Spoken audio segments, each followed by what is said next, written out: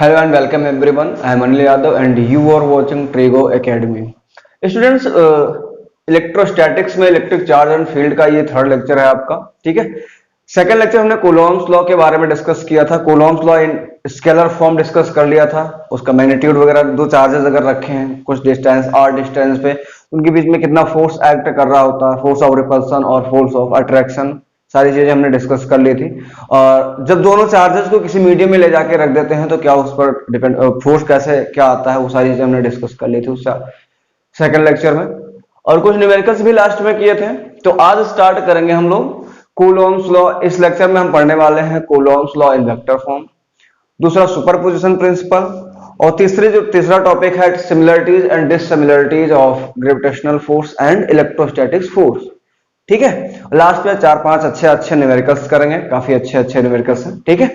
तो स्टार्ट करते हैं वीडियो. सबसे पहला जो पॉइंट है आपका है वो Coulomb's law in vector form.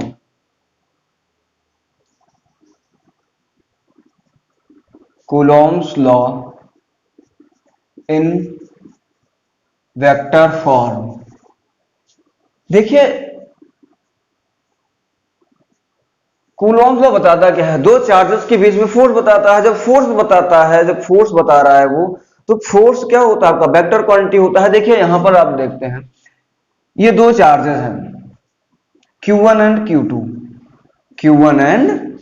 Q2.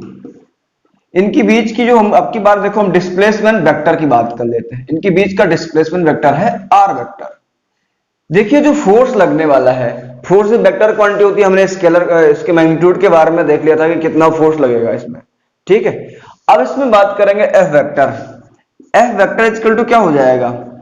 1/4πε0 into Q1 Q2 अपान इन दोनों के R स्क्वायर होता है. R स्क्वायर का जगह क्या लिखेंगे?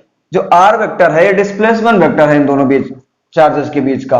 अगर इसके बीच का इस डिस्प्लेसमेंट वेक्टर की मैग्नीट्यूड की बात करेंगे तो मॉड ऑफ वेक्टर R हो जाएगा. तो मॉड ऑफ वेक्टर R का स्क्वायर इनटू R कैप. जो डिस्प्लेसमेंट वेक्टर की डायरेक्शन होगी वही क्या होगी? फोर्स की डायरेक्शन होगी, मतलब अलोंग द डिस्प्लेसमेंट वेक्टर. देखिए जो इसमें फोर्स लग रहा होगा क्या करेगा? एक्चुअली एक बात और भी होती है, जो फोर्स एक्ट करता है दो चार्जेस के बीच में अलोंग द लाइन ज्वाइनिंग. अब दो टाइप का फोर्स होता है. अगर ये दोनों पॉजिटिव चार्जेस हैं, पॉजिटिव मींस लाइक चार्जेस हैं, एक दूसरे को क्या करेंगे? रिपेल करेंगे. ये अलोंग द लाइन ज्वाइनिंग है, इस लाइन के क्रॉस ये रिपेल करने वाले हैं. अगर ये अनलाइक है, लाइक ये पॉजिटिव है, ये नेगेटिव है, तो ये क्या करेंगे? अट्रैक्ट करेंगे और अलोंग द लाइन ज्वाइनिंग करेंगे. जो इन दोनों चार्जेस के ज्वाइन करने वाली लाइन है उसी के क्रॉस लगने वाले हैं और कहीं नहीं लगने वाले. ठीक है. ऐसा नहीं कि इधर लग जाएंगे. ठीक है. ये क्लियर है पूरा? तो अब देखिए आगे बढ़ते हैं. इसको मिटा देते हैं थोड़ा सा. ये आपका निकल गया. अब देखिए जब R वेक्टर है, R क्या है आपका? Where R is displacement vector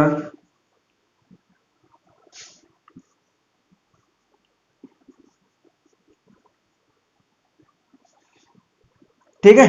अगर डिस्प्लेसमेंट वेक्टर की बात करें तो किसी वेक्टर को कैसे रिप्रेजेंट करते हैं? सपोज करो A कोई क्या है आपका?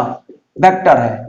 अब कोई वेक्टर क्वांटिटी में क्या क्या चीजें होती हैं? वेक्टर में आपका मैग्नीट्यूड भी होता है. कोई वेक्टर क्वांटिटी है उसमें मैग्नीट्यूड भी होता है और डायरेक्शन भी होती है. मैग्नीट्यूड को हम मॉड ऑफ वेक्टर A से रिप्रेजेंट करते हैं और डायरेक्शन को A कैप से रिप्रेजेंट करते हैं. ठीक है. तो ये पूरी चीज डिफाइन क्या कर रही है? वेक्टर, एक वेक्टर क्वांटिटी जो कि आपका ये है. ठीक है. उसी तरीके से यहां पे क्या हो जाएगा? R vector is equal to mod of vector R into R cap. R cap is equal to क्या हो जाएगा? Mod of vector R vector upon mod of vector R. अब इस वाले फॉर्मूले में आप क्या रख सकते हैं value? F vector is equal to 1/4πε0 into Q1 Q2 upon mod of vector R का होल स्क्वायर इंटू, अब R कैप की जगह हम क्या लिख सकते हैं? Mod R vector upon mod of vector R लिख सकते हैं. तो यहां से क्या हो जाएगा आपका? F vector is equal to 1/4πε0 into ये R vector upon mod of R vector यहां लिख देंगे हम आर कैप की जगह पे, और फिर यहां से क्या लिख देंगे हम Q1 Q2 अपान ये क्या हो जाएगा, मल्टीप्लाई हो जाएगा मॉड ऑफ आर वेक्टर का whole cube into R vector. ये आपका जो कूलॉम्स लॉ है वो वेक्टर फॉर्म में मिल गया आपको। यहां से देखिए पूरा क्लियर समझ लेते हैं एक बार। यहां फिर से दो चार्जेस हैं जिनके बीच का डिस्प्लेसमेंट वेक्टर आर है। अगर इनके बीच के डिस्टेंस की बात करें तो इस डिस्प्लेसमेंट वेक्टर का मैग्नीट्यूड ही इसके बीच की क्या हो जाएगा, डिस्टेंस हो जाएगा। ठीक है, अब देखिए अगर दोनों लाइक चार्जेस हैं, सपोज करो ये दोनों लाइक चार्जेस हैं, मैं दोनों दूसरे पेन से आपको समझा देता हूं।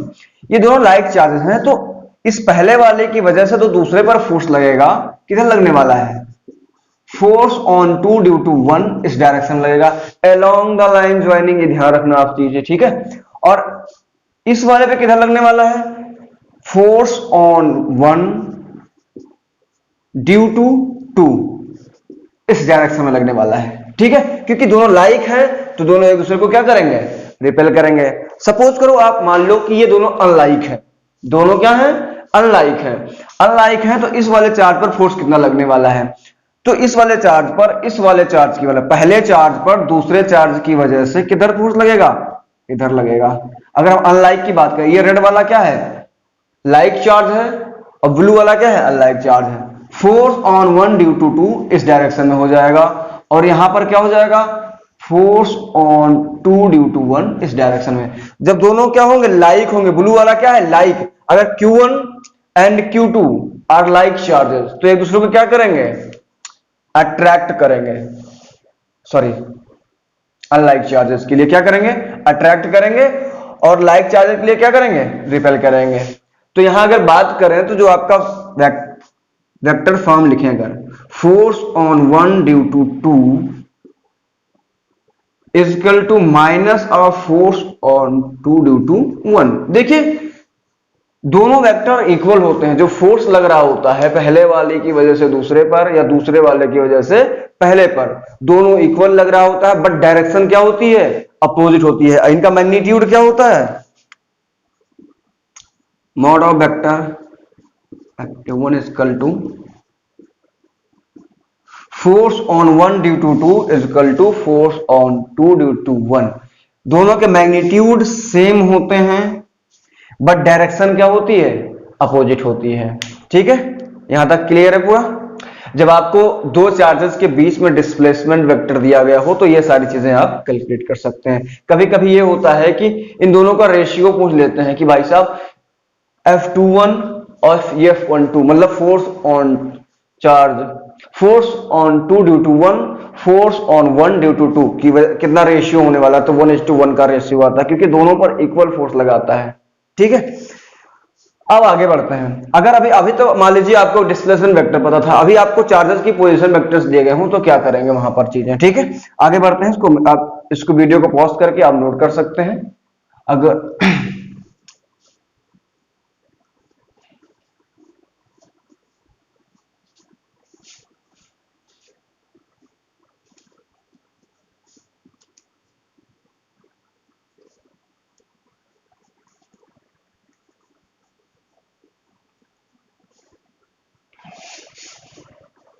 देखिए यहां से क्या है, जब अब आपको पोजीशन वेक्टर्स दिए गए हो चार्जेस के। देखिए हम कोऑर्डिनेट सिस्टम बना लेते हैं आपका, बहुत ही अच्छा सा एक छोटा सा एक चार्ज यहां पर रखा है, इसको हम बोल देते हैं Q1, और इसका ये आपका क्या है, सेंटर है, ओरिजिन है। ओरिजिन से डिस्प्लेसमेंट वेक्टर दिया गया है कितना, R1 वेक्टर। ठीक है, दूसरा चार्ज आपका यहां पर रखा गया है कहीं, और इसका जो डिस्प्लेसमेंट वेक्टर दिया गया है R2 वेक्टर दिया गया है, ये Q2 चार्ज है।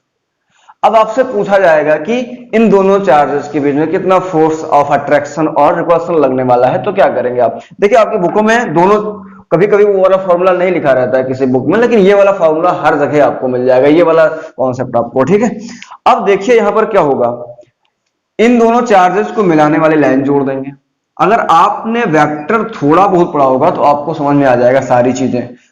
ठीक है, ये क्या है, दोनों पोजीशन वेक्टर हैं, इन दोनों पॉइंट्स को मिला देंगे तो मुझे क्या मिल जाएगा, डिस्प्लेसमेंट वेक्टर आर, और डिस्प्लेसमेंट वेक्टर की वैल्यू क्या होती है, r2 vector minus r1 vector. ठीक है, इज दैट क्लियर, पूरा यहां तक क्लियर है आपको। अब देखिए अगर दोनों ये लाइक चार्जेस हैं, एक दूसरे को क्या करने वाले हैं, रिपेल करने वाले हैं, रिपेल करेंगे तो इस तरीके से फोर्स लगने वाला है। अब इसमें ऐसे नहीं लग जाएगा, ठीक है, सिंपल समझना, क्योंकि अलोंग द लाइन वाइज लगने वाला है फोर्स। फोर्स किधर लगेगा, ऐसे लगने वाला है। फोर्स ऑन 2 ड्यू टू 1 इस डायरेक्शन लग जाएगा आपका। ये आपका क्या है, Q2 चार्ज है। आगे बढ़ते हैं, ये देखिए थोड़ा सा तिरछा बन गया है, थोड़ा सही बना लीजिएगा आप लोग। ये देखिए, हाँ अब देखिए इसके दूसरे की वजह से पहले पर किधर लगेगा, इधर लगने वाला है। फोर्स ऑन 1 ड्यू टू 2 इस डायरेक्शन लग जाएगा। ठीक है, अब सिंपली उसी तरीके से निकाल लेंगे। अगर हम फोर्स की बात करेंगे तो अभी आप देखिए फॉर्मूला आपने क्या लिख रखा था, F vector is equal to 1/4 pi epsilon naught into Q1 Q2 upon mod of vector R का क्यूब इंटू R वेक्टर। देखिए R वेक्टर की वैल्यू आपको पता है, सिंपली यहां पर हम रख देंगे तो क्या हो जाएगा, F vector is equal to 1/4 pi epsilon naught into Q1 Q2 upon mod of vector. अब R वेक्टर की जगह क्या लिख देंगे, R2 vector minus R1 vector, mod of R2 vector minus R1 vector का cube into R2 vector minus R1 vector. अब आपको ये फॉर्मूला मिल गया। ये फॉर्मूला आपको बहुत सारी जगह, बहुत सारी बुकों में मिल जाएगा, चाहे आप जेई की प्रिपरेशन कर रहे होंगे, चाहे नीट के, चाहे आप बोर्ड के स्टूडेंट्स होंगे, सीबीएसई या किसी भी स्टेट बोर्ड्स के स्टूडेंट होंगे, आपको ये जगह ये ज्यादा मिल जाएगा। इसमें क्या है, R1 R2 वेयर, यहां मैं लिख दे रहा हूं, ठीक है,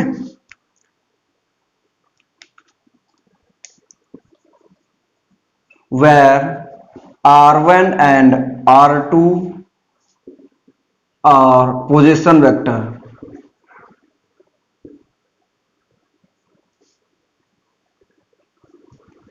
R1 and R2 are position vectors and R vector क्या है आपका, आपको पता है क्या है, डिस्प्लेसमेंट वेक्टर।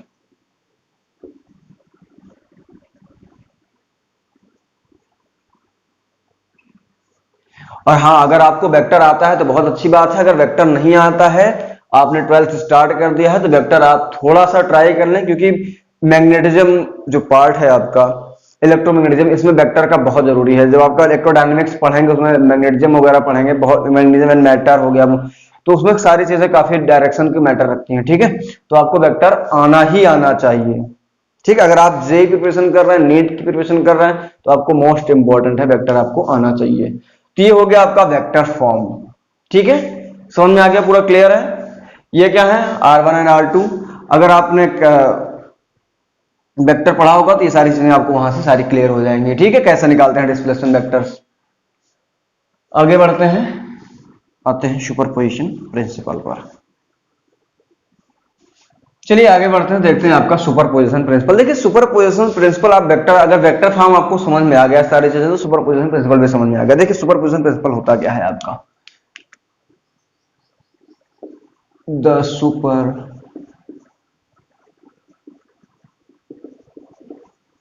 Position principal. फिर बना लेते हैं कोऑर्डिनेट सिस्टम आपका, वही पुराना सिस्टम आपका। यहां से आपको सारी चीजें क्लियर हो जाएंगी। देखिए जो सुपरपोजिशन प्रिंसिपल होता है कि मतलब किसी पर्टिकुलर चार्ज पर किसी कई सारे चार्जेस, बल्क ऑफ चार्ज की वजह से फोर्स लग रहा हो। देखिए क्या होगा, सपोज करो आपका ये चार्ज है एक, यहाँ ऑरिजिन में बना दे रहा हूं, ये 0,0 है, ये आपका चार्ज है एक,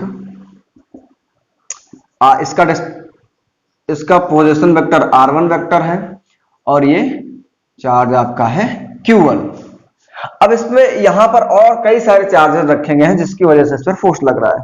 हम बोल देते हैं एक दूसरा चार्ज है आपका जो यहां पर रखा है, ये क्या है, Q2। थोड़ा और आगे बना लेते हैं, ठीक है, ये आपका है Q2। इसका डिस्प्लेसमेंट वेक्टर क्या है, R2 वेक्टर। ऐसा तीसरा है, हमने बोल दिया कि यहां पर क्या है भाई साहब, ये R3, ये Q3 है आपका, चार्ज है आपका ये Q3, और इसका जो पोजीशन वेक्टर है आपका वो क्या है, R3 वेक्टर। अब देखिए यहां से समझ में आना चाहिए आपको, हम दो चार्जेस लेके समझा रहे हैं, भी आगे और सारी चीज डिस्कस कर देंगे कि कैसे लगने वाला है फोर्स। अब सबसे फर्स्ट ऑफ ऑल हमें करना क्या है, यहां से इसका डिस्प्लेसमेंट वेक्टर, अगर दूसरे वाले की वजह से पहले वाले पर चार्ज देखें, फोर्स देखें, तो क्या लगेगा, अलोंग द लाइन ज्वाइनिंग ऐसे लगेगा, ठीक है। फोर्स ऑन 1 ड्यू टू 2 इस डायरेक्शन लगने वाला है, ठीक है। और इसको क्या बोलेंगे, FR12। R12 मैं क्यों लिखा हूं, ये क्या है, डिस्प्लेसमेंट वेक्टर है Q1 और Q2 के बीच का, ठीक है। बड़े वाले पोजीशन में से छोटे वाले पोजीशन वेक्टर हम घटा देंगे, क्योंकि R1 वाला क्या है, बड़ा वाला पोजीशन वेक्टर है, R2 क्या है, छोटा वाला पोजीशन वेक्टर है। उसी तरीके से क्या करेंगे, यहां पर तीसरे की वजह से पहले पर लगने वाला फोर्स क्या हो जाएगा, अलोंग द लाइन ज्वाइनिंग। अगर दोनों अभी हम लाइक चार्जेस मान के चल रहे हैं, सारे चार्जेस क्या है, लाइक चार्जेस मान के चल रहे हैं, जब लाइक चार्जेस हैं देखिए ऐसे लग जाएगा, फोर्स ऑन 1 ड्यू टू 3 इस डायरेक्शन लग रहा है। अगर हम इसके डिस्प्लेसमेंट वेक्टर की बात करें तो इसका क्या आ जाएगा, R13। Q1 और Q3 के बीच का जो डिस्प्लेसमेंट वेक्टर है R13 है। अब देखिए दो वेक्टर्स सिंपली हम ऐसे भी डिवाइड कर सकते हैं, अगर सपोज करो एक वेक्टर A है, इस तरीके से दिया गया है, दूसरा वेक्टर B है, इस तरीके से दिया गया है, तो तीसरा वेक्टर कैसे, अगर इन दोनों का सम निकालना है तो हम लोग क्या निकालते थे, रिजल्टेंट वेक्टर R वेक्टर। और R वेक्टर इक्वल टू क्या होता है, A vector plus B vector. उसी तरीके से यहां पर भी हो जाएगा भाई साहब, अगर इन दोनों का हम रिजल्टेंट निकालें तो क्या लिख सकते हैं, सिंपली देखिएगा, इन दोनों का अगर हम रिजल्टेंट निकालें तो क्या लिख सकते हैं, F नेट, इनका जो आएगा नेट फोर्स इस तरीके से आने वाला है, देखिए F net vector, F net क्या आएगा, force on 1 due to 2 vector plus force on 1 due to 3 vector. अगर इसे हम वेक्टर फॉर्म में लिखें तो इसकी वैल्यू क्या होगी, फोर्स ऑन 1 ड्यू टू 2 की वैल्यू क्या आ जाएगी, 1/4 pi epsilon naught into Q1 Q2 अपान, इनके बीच की डिस्प्लेसमेंट वेक्टर कितना है, अगर इसका मैग्नीट्यूड लिखेंगे तो क्या लिखेंगे, मॉड ऑफ वेक्टर R12, ठीक है। तो क्या हो जाएगा, R12 का मॉड का स्क्वायर इंटू R12 कैप, ठीक है, पूरा ये सब लिख देंगे। अब दूसरा क्या आ जाएगा, इसको और साफ साफ लिख देते हैं, देखिए फिर से पूरा साफ साफ लिख दे रहे हैं, 1/4 pi epsilon naught into Q1 Q2 अपान, इन दोनों के बीच का डिस्प्लेसमेंट वेक्टर कितना है, R12। अगर इसका मैग्नीट्यूड निकालेंगे तो इस तरीके से इसका मैग्नीट्यूड निकल जाएगा, कितना, वेक्टर R12 का होल स्क्वायर इंटू R12 का कैप। अब अगर 13 वाला लिखेंगे तो कैसे लिखेंगे, 1/4 pi epsilon naught into Q1 Q3 अपान R13 का मॉड इंटू R13 का कैप। ये समझ में आ गई, ये दोनों कैसे लिखा हमने। अब देखिए ऐसे कई और सारे फोर्सेस आपको दे दिए जाए, सपोज करो कई और सारे चार्जेस दे दिए जाए, हमने कहा कि एक चार्ज और दे दिया ऐसे, ये यहां पर था, ये क्या था, आर्यन वेक्टर, ये एनमा चार्ज था, इसकी वजह से कितना फोर्स लगेगा, सिंपली इसकी वजह से भाई फोर्स लगने वाला है। कैसे लगेगा, अगर लाइक है तो इस तरीके से लग जाएगा, क्या लगेगा, F force on 1 due to n, इस डायरेक्शन में लगेगा। चाहे जितने फोर्सेस हो हम सबका नेट वेक्टर फॉर्म में इस तरीके से ऐड कर सकते हैं, कितने भी फोर्स आपको ऐसे दे दिए जाए, देख लीजिए थोड़ा सा समझिएगा, यहां से ये ए वेक्टर है आपका, ये बी वेक्टर है, ये सी वेक्टर है, ये डी वेक्टर है। अगर इन चारों का मुझे सम निकालना, रिजल्टेंट वेक्टर निकालना है, तो मैं क्या बोलूंगा, एक ऐसे वेक्टर आएगा आर वेक्टर या नेट वेक्टर। सबको क्या लिख सकते हैं, A vector plus B vector plus C vector plus D vector, इस तरीके से। तो वैसे तरीके से कितने भी चार्जेस हो जाएंगे तो उनका सम कर देंगे हम, ठीक है। अगर n की बात कर रहे हैं तो यहां पर क्या हो जाएगा, समझिएगा, लास्ट में हम क्या कर देंगे, डॉट डॉट डॉट करके, डॉट डॉट करके 1/4πε0 into Q1 into Qn upon R1n, mod of vector R1n into R1n का कैप। सिंपली ऐड कर सकते हैं, तो नेट वेक्टर कितना मिल गया हमको, net force F net is equal to 1/4πε0, आपका क्या हो जाएगा, कॉमन हो जाएगा, 1/4πε0 कॉमन हो जाएगा, बचेगा ब्रैकेट में क्या, Q1 Q2 पान mod of vector R12 into R12 का cap plus Q1 Q3 upon mod of vector R13 का R13 और इंटू मॉड ऑफ R13 का कैप, यहां से लिख देंगे हम, plus and so on Qn into Q1 into Qn upon mod of vector R1n into R1n का cap. इस तरीके से हम क्या कर सकते हैं, ऐड कर सकते हैं सारी चीजों को। आई होप आपने यहां तक समझ रखा होगा, सारी चीजें समझ लिया होगा। अब देखिए फिर से एक बार इसको हम समझा देते हैं, ठीक है, वन बाय वन। देखिए सुपरपोजिशन प्रिंसिपल होता क्या है, सुपरपोजिशन प्रिंसिपल मतलब होता है किसी एक पर्टिकुलर चार्ज पर कई चार्जेस की वजह से लगने वाला फोर्स कैसे कैलकुलेट करते हैं। हमने यहाँ पर दो चार्जेस लिए थे, बाद में हमने आपको एक एनमा चार्ज लेके बता दिया कैसे होने वाला है। देखिए पहला, अगर हम पहले चार्ज पे इन सब चार्जेस की वजह से फोर्स निकालूंगा तो कैसे आएगा, देखिए दूसरा चार्ज था, दूसरे चार्ज की वजह से इधर आएगा, तीसरा चार्ज था इसकी वजह से इधर आएगा। अगर इनकी बात करें तो R1 वेक्टर सबसे बड़ा था, R2 उससे छोटा था, तो यहाँ का डिस्प्लेसमेंट वेक्टर निकालेंगे, R12 आएगा, 21 नहीं आएगा, ठीक है। यहाँ क्या है, R13, इसका मतलब क्या हो जाएगा, R13 का मतलब क्या हो जाएगा, R1 vector minus R3 vector, ठीक है, ये समझ लेना, ये बहुत ज्यादा इंपॉर्टेंट है आपके लिए। R12 का मतलब क्या हो जाएगा, R1 vector minus R2 vector, ठीक है। इसको मिटा देना, लेकिन समझ लेना इसको चीजें। तो ये हो गया आपका सुपरपोजिशन प्रिंसिपल। अगर कहीं भी अगर आपको लगे कि तीन चार दो फोर्स, मतलब दो तो सिंपली आप ऐड कर सकते हो, तीन चार है सिंपल आप वेक्टर फॉर्म में उसे, अगर यहां बात करें कई सारे फोर्सेस हैं तो यहां हम क्या लिख सकते हैं, plus dot dot F force on one due to n charge रखे होंगे तब भी इनको क्या कर सकते हैं, ऐड कर सकते हैं इस फॉर्मूले से आप। तो यहां तो इसको नोट कर लें, फिर आगे बढ़ें। चलिए आगे बढ़ते हैं, देखते हैं सिमिलरिटीज और डिससिमिलरिटीज क्या होती हैं आपके इलेक्ट्रोस्टैटिक्स और ग्रेविटेशनल फोर्सेस में। सबसे पहले देखते हैं क्या है आपका जो इलेक्ट्रोस्टैटिक्स फोर्स होता है वो क्या होता है, दो चार्जेस के बीच में एक्ट करता है। ये Q1 है, ये Q2 है, इनके बीच की डिस्टेंस R है, तो इलेक्ट्रोस्टैटिक्स फोर्स क्या हो जाएगा, K Q1 Q2 अपान R स्क्वायर। और आपका ग्रेविटेशनल फोर्स क्या होता है, दो मासेस के बीच में एक्ट करता है, ये M1 है, ये M2 है, इनके बीच की डिस्टेंस R है, तो Fg क्या हो जाएगा, कैपिटल G M1 M2 अपान R स्क्वायर। अब देखिए ये ग्रेविटेशनल फोर्स आपने ग्रेविटेशन में पढ़ा होगा, जो 11th में ग्रेविटेशन है उसमें यूनिवर्सल ग्रेविटेशन लॉ के नाम से ही आपका आता है, न्यूटन्स लॉ ऑफ ग्रेविटेशन।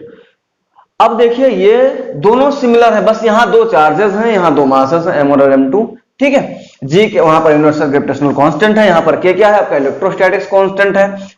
अब सिमिलरिटीज क्या है दोनों फोर्सेस में, दोनों फोर्सेस में जो एक सिमिलरिटी है, ये जो फोर्स इलेक्ट्रिक फोर्स है आपका, ये directly proportional to 1 upon R square, या इसको क्या बोलेंगे, इनवर्स स्क्वायर लॉ को फॉलो करता है, और आपका जो ग्रेविटेशनल फोर्स है वो भी इनवर्स स्क्वायर लॉ को फॉलो करता है। इसका मतलब क्या हुआ, इनवर्स स्क्वायर लॉ का मतलब जैसे दो बॉडीज के बीच में अगर फोर्स लग रहा है, उनके बीच की डिस्टेंस को बढ़ाएंगे तो क्या होगा, उनके बीच में फोर्स कम हो जाएगा, जब घटाएंगे तो क्या हो जाएगा, फोर्स बढ़ जाएगा। इस तरीके से यहां अगर आर बढ़ेगा तो फोर्स घटेगा, अगर आर घटेगा तो फोर्स बढ़ेगा।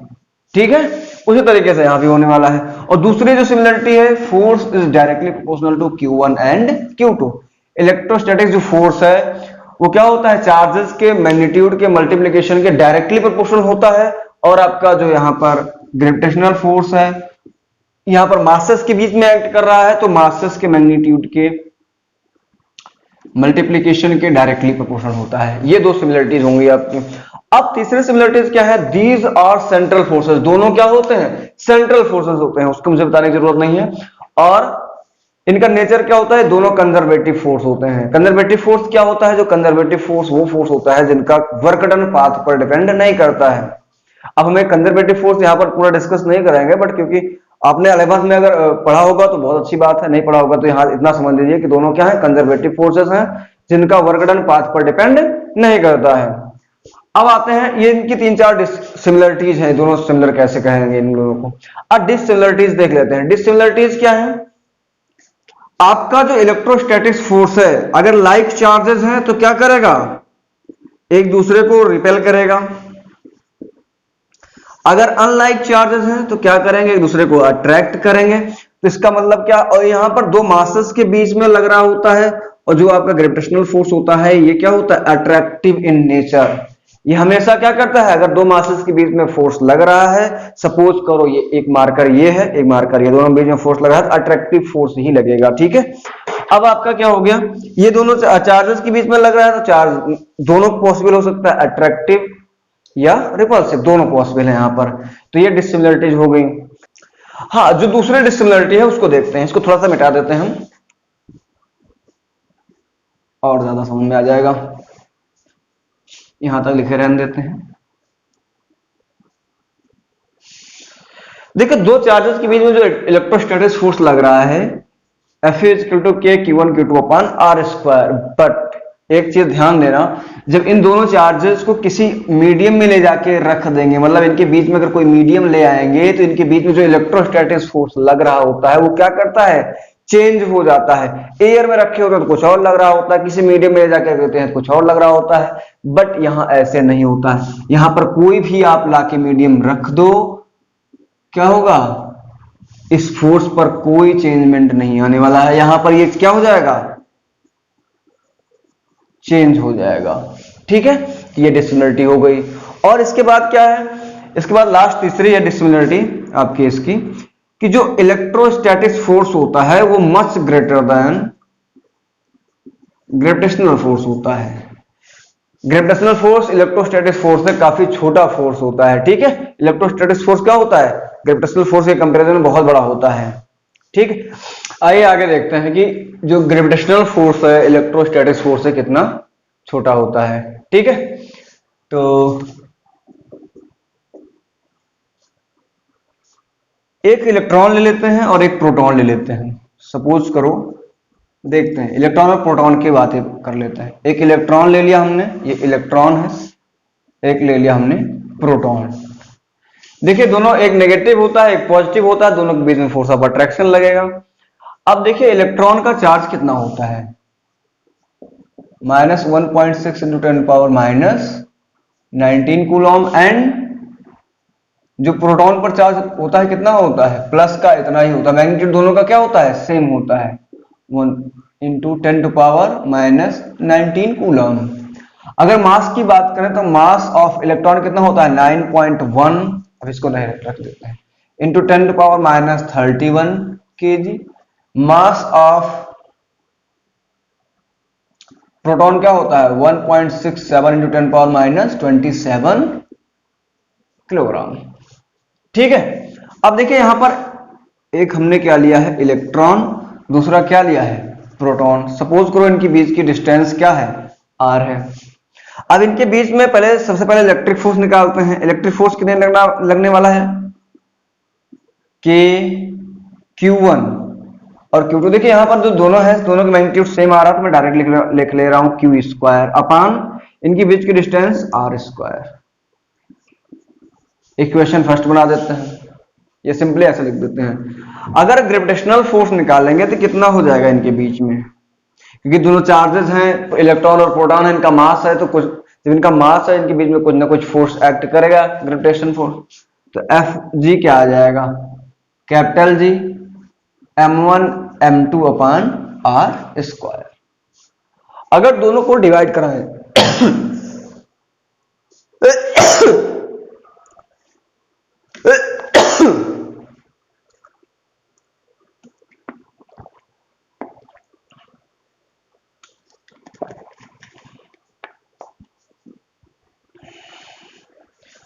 यहां अगर दोनों को डिवाइड कराएं, जैसे क्या हो जाएगा एफ ई अपान एफ जी कराएं तो क्या हो जाएगा, यहां से देखिए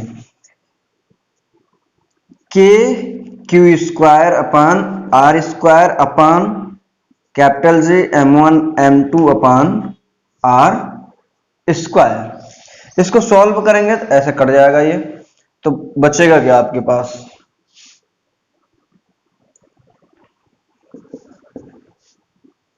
F E upon F G is equal to क्या बचा, K Q square upon capital G m1 m2। अगर आगे यहां हम इसको सॉल्व करें तो क्या हो जाएगा, F E upon F G is equal to K की वैल्यू क्या है 9 into 10 to power 9, q square q की वैल्यू कितनी है 1.6 इंटू 10 टू पावर माइनस 19 का स्क्वायर अपान जी की वैल्यू क्या कितनी होती है 6.67 इंटू 10 टू पावर माइनस 11 होती है। ठीक है, मास ऑफ इलेक्ट्रॉन इसको m1 और मास ऑफ प्रोटॉन हो जाएगा यहां से। ठीक है, m1 m2 क्या लिख देंगे, मास ऑफ इलेक्ट्रॉन और मास ऑफ प्रोटॉन। तो मास ऑफ इलेक्ट्रॉन कितना है 9.1 इंटू 10 टू पावर माइनस 31, और मास ऑफ प्रोटॉन अगर यही मल्टीप्लाई करा के लिख देंगे तो क्या हो जाएगा 1.67 इंटू 10 टू पावर माइनस 27। अगर आप इसे सॉल्व करोगे तो जो इसकी वैल्यू आने वाली है वो क्या आएगी, F E upon F G 2.27 into 10 to power minus 39, कितनी आई 2.27 इंटू 10 टू पावर माइनस 39। अगर यहां से मैं ऐसा लिखना चाहूं F E is equal to 2.27 into 10 to power minus 39 F G, तो इलेक्ट्रिक फोर्स कितना है, इतना ज्यादा बड़ा है ग्रेविटेशन फोर्स। अगर इतना है तो अगर दोनों को बराबर कराना होगा तो मुझे इतने से मल्टीप्लाई करना पड़ेगा, क्या इतना छोटा चीज है, बहुत बड़ा नंबर लिखा है आपका। ठीक है, तो जो आपका इलेक्ट्रिक फोर्स होता है वो ग्रेविटेशनल फोर्स के कंपैरिजन में बहुत ज्यादा बड़ा होता है। ठीक है, ये इतना ज्यादा बड़ा होता है अगर एक इलेक्ट्रॉन और प्रोटॉन के बीच की बात करें तो। ठीक है, इसको नोट कर लीजिए, इसके बाद हम कुछ क्वेश्चंस कराएंगे आपको। चलिए एक क्वेश्चन देखते हैं, सिंपल एक आपके आईआईटी जेईई का काफी पुराना क्वेश्चन है, अच्छा क्वेश्चन है कि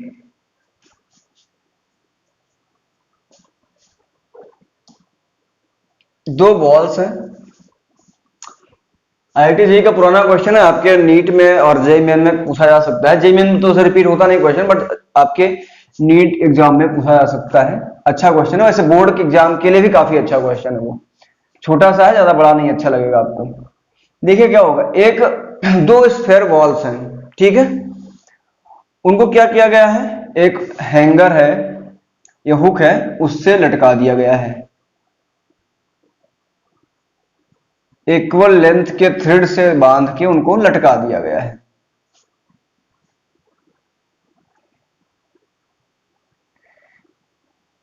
और दोनों पे इक्वल पॉजिटिव चार्जेस हैं Q, इनकी लेंथ क्या है L, समझिएगा। और ये जो पूरा सिस्टम है ये कहां पर रखा गया है? सैटेलाइट में रखा गया है, जिसकी वजह से जो चार्जेस हैं इनका मास क्या माना जा सके? नेग्लेक्ट माना जा सके, मतलब वेटलेसनेस फील हो रहा है उस सिचुएशन में। कह रहे हैं कि जब इस सिस्टम को रिलीज किया जाएगा तो इनके बीच में लगने वाला ये जो स्ट्रिंग है या थ्रेड है उसके बीच में कितना टेंशन एक्ट करेगा और इसके इनके बीच में एंगल कितना बनने वाला है। देखिए सिंपल सी बात है, दोनों लाइक चार्जेस हैं एक दूसरे को, जैसे ही पूरा सिस्टम को आप रिलीज करोगे तो क्या हो जाएगा? जो सिस्टम होगा कुछ इस तरीके से बन जाएगा। जो यल लेंथ क्या हो जाएगी? 2l लेंथ, ये प्लस का है ये प्लस का है। तो अगर इसकी बात करेंगे तो ये कितना बना रही है एंगल? 180 डिग्री। तो एंगल आपका क्या मिल गया? 180 डिग्री। बट अब टेंशन निकालना है, दोनों इस थ्रेड के बीच का टेंशन निकालना है।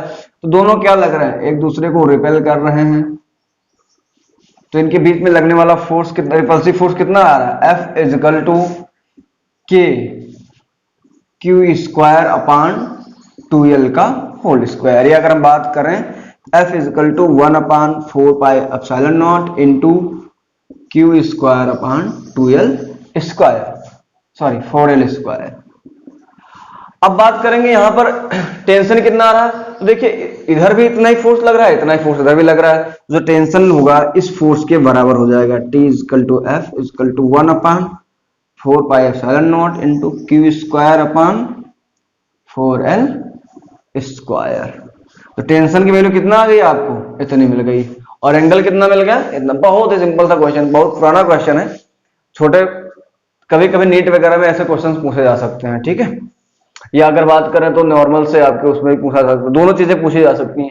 कभी कभी बच्चे ये भी नहीं कर पाते हैं, क्यों? क्योंकि उनको नहीं समझ में आता सारी चीजें। दोनों लाइक चार्जेस हैं तो क्या करें? एक दूसरे को रिपेल करने वाले हैं। मान लीजिए ऐसे सिस्टम में है तब भी ये रिपेल करेंगे, और जब रिपेल करेंगे तो जब इसको सिस्टम को रिलीज कर दोगे, यहाँ पर कोई वेट ही नहीं है तो क्या हो जाएगा? ऐसा फैल जाएगा, इस तरीके से कुछ बन जाएगा। तो एंगल कितना हो जाएगा? 180 डिग्री हो जाएगा। फोर्स कितना लगने वाला है? इतना लगने वाला है। रिपल्सिव फोर्स लग रहा है। अट्रैक्टिव लग रहा होता तो ये स्ट्रिंग क्या हो जाती?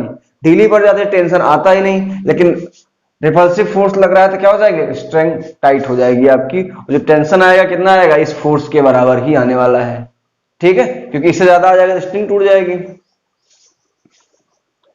अब आगे बढ़ते हैं, दूसरा क्वेश्चन देखते हैं।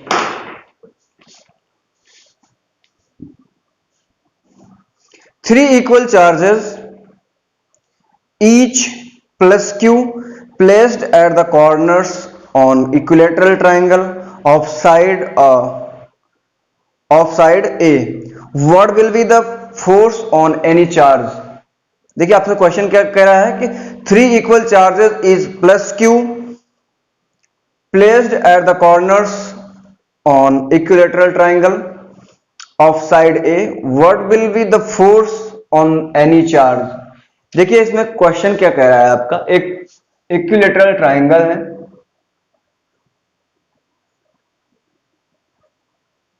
ठीक है, जिसकी साइडें कितनी है? A है। हम A बोल दे रहे हैं, ये क्या है आपका? V है, ये C है। तीन इक्वल मैग्नीट्यूड के चार्जेस रखे गए, इक्वल सेम नेचर और इक्वल मैग्नीट्यूड के चार्ज रखे गए हैं। यहां पर क्या है? प्लस का Q, यहां पर भी प्लस का Q और यहां पर भी प्लस का Q रखा गया है। कह रहे हैं किसी भी चार्ज पर आपको नेट फोर्स बताना है।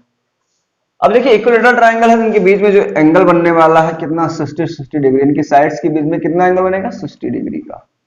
किसी भी आप चार्ज पर निकाल सकते हो। सपोज करो मैंने कहा चलो सी पे निकालते हैं, सी वाले पे। देखिए अभी हमने आपको बताया Coulomb's law in vector form में, या अब यहां पर देखिए आपका क्वेश्चन बन गया उसका सुपरपोजिशन प्रिंसिपल। देखिए यहां पर दो चार्जेस से ज्यादा है, तीन चार्जेस हैं, ठीक है। अगर एक चार्ज किसी एक चार्ज पर पूछ रहा है, देखिए ए वाले की वजह से सी वाले पर कैसे लगने वाला है? दो सब लाइक चार्जेस है, रिपेल करेंगे तो इस डायरेक्शन में लगने वाला है फोर्स, ठीक है। यहां दूसरे पेन से दिखा दे रहा हूं आपको। Force on C due to A इस डायरेक्शन लगेगा, और बी की वजह से इधर लगेगा, अलोंग द लाइन ज्वाइनिंग लगना चाहिए, आप ये ध्यान देना जरूरी है, बहुत जरूरी है ध्यान देना अलोंग द लाइन ज्वाइनिंग। कभी कभी बच्चे क्या करते हैं, ऐसे ट्राइंगल बना है, जब फोर्स लगाएंगे तो इसको ऐसे लगा देंगे, इसको ऐसे लगा देंगे, जो कि ये गलत है। ठीक है, आपको यही इस तरीके से करना है अलोंग द लाइन ज्वाइनिंग। ये क्या हो जाएगा, force on C due to B, इस डायरेक्शन में लगने वाला है। अब इनके बीच का एंगल कितना है, 60 डिग्री। अगर मैग्नीट्यूड की बात करें, इनके मैग्नीट्यूड कितना आ जाएगा, अगर मैग्नीट्यूड की बात करें, देखिए निकाल लेते हैं, 1/4 pi epsilon naught into q square अपान, इनके बीच की डिस्टेंस कितनी है, ए का स्क्वायर। यहां पर भी अगर मैग्नीट्यूड की बात करें तो क्या आ जाएगा आपका, 1/4 pi epsilon naught into q square upon A square. तो एक चीज मुझे कॉमन लग रही है, दोनों का मैग्नीट्यूड क्या आ रहा है, सेम आ रहा है, तो यहां पर ऐसे लिख सकते हैं, F vector mod of vector C B F vector, ये दोनों फोर्सेस का मैग्नीट्यूड क्या आ रहा है। देखिए यहां से मुझे एक चीज सेम लग रही है, दोनों की मैग्नीट्यूड क्या है, सेम है, तो यहां पर ऐसे लिख सकता हूं इसको, F C B equal to F C mod of vector F C A mod of vector F C B, दोनों क्या हो जाएंगे, इक्वल हो जाएंगे। हम इसको सिंपली क्या लिख सकते हैं, एफ लिख सकते हैं, और एफ की वैल्यू क्या लिख सकते हैं यहां से, 1/4 pi epsilon naught into q square upon A square. अब देखिए हम लोग वेक्टर पढ़ रहे होते थे, उस सिचुएशन में हम क्या करते थे, जब दो वेक्टर्स दिया गया होता था, जैसे ए वेक्टर है ये, देखिएगा यहाँ थोड़ा समझ लीजिएगा अच्छे से, ए वेक्टर है आपका, ये दूसरा वेक्टर बी है, तो इनका रिजल्टेंट वेक्टर जो निकालते थे वो क्या आता था, आर वेक्टर, इस तरीके से। ठीक है, जो आर वेक्टर का मैग्नीट्यूड निकालते थे तो क्या लिखते थे, mod of vector R, R is equal to under root A square plus B square plus 2a B cos theta, theta कहां का एंगल होता था, ए और बी के बीच का एंगल होता था। अच्छा, ए और बी क्या है, मैग्नीट्यूड है वेक्टर्स के, वेक्टर ए का मैग्नीट्यूड ए है, वेक्टर बी का, देखिए मॉड से भी दिखाते हैं मैग्नीट्यूड और सिंपली बी से भी दिखा देते हैं, कोई इसमें कंफ्यूजन नहीं होना चाहिए आपको। ठीक है, तो यहां पर देखिए दो वेक्टर्स हैं, एक इधर है एक इस डायरेक्शन में है, इनके बीच में एंगल 60 बन रहा है, तो इनका जो रिजल्टेंट वेक्टर आने वाला है वो कितना आने वाला है, इधर आने वाला है एफ नेट। जो एफ नेट की वैल्यू हो जाएगी, क्या हो जाएगी,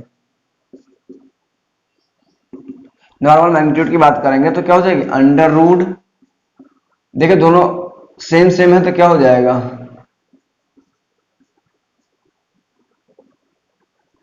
का square plus F C A का square plus 2FCB F C A into cos theta कितना है 60 डिग्री, तो एफ नेट क्या हो जाएगा, अंडर रूट, ये सारी चीजें इक्वल हैं, तो यहां हम क्या लिख सकते हैं, इसको जगह एफ लिख सकते हैं, एफ का square plus 2 F square cos 60 की वैल्यू क्या होती है, 1/2 से 2 कैंसिल आउट हो जाएगा, क्या हो जाएगा, F net is equal to 3f square, इसको सॉल्व करेंगे √3f आ जाएगा, और f की वैल्यू कितना है, √3 इंटू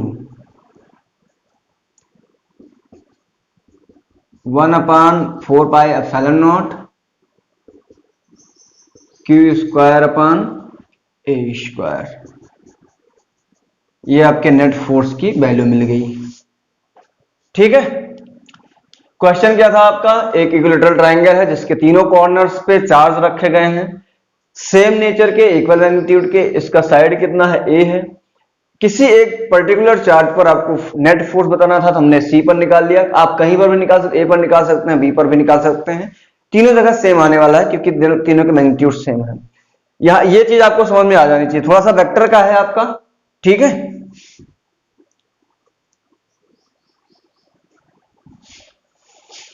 यहां तक इसको नोट कर लो, आगे बढ़ते हैं, दूसरा क्वेश्चन बताते हैं आपको हम।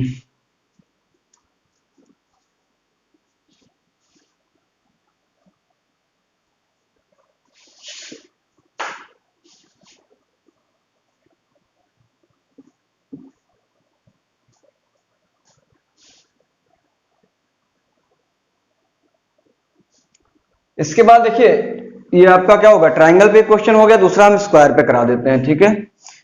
एक स्क्वायर है जिसके साइड्स क्या है, ए है।